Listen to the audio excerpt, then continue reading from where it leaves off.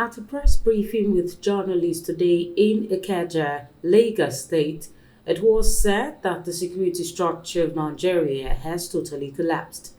In a statement, the security of Nigeria has been destroyed and there were no plans to enforce security since 1960, and there was also never a deliberate growth to ensure the security match up with the geometric rate at which Nigeria is growing.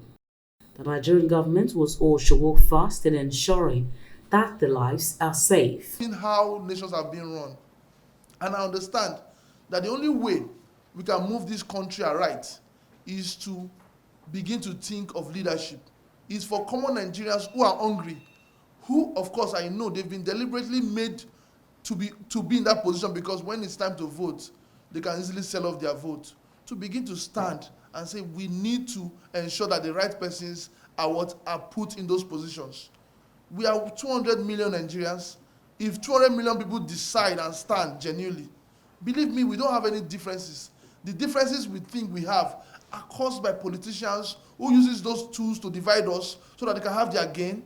It's high time for Nigeria to speak. Our children are suffering. We talk about the ASU strike alone. ASU is on strike. Government do not show any concern about students who are supposed to be in school. The security infrastructure is being threatened because these young ones are supposed to be learning. They are left out there on the streets.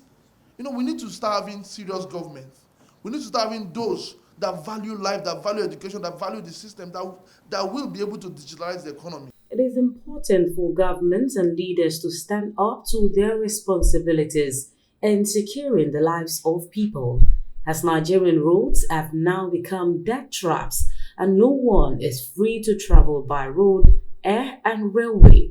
And there's also need to speak of the terrible happenings in the country rather than keeping quiet and acting not concerned. What happened yesterday in the Nigerian football match in the stadium? That shows you that there's a total collapse in morale, there's a total collapse in the system.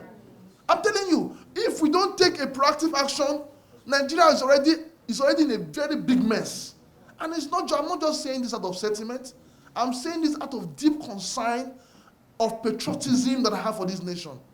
I believe Nigeria can be great. But the only way we can be great is to begin to speak up. Is to begin to make sure that the right people are placed in the right position. Life is more important, and looking at the current situation, the life of a common Nigerian needs to be protected in order to have a prosperous nation.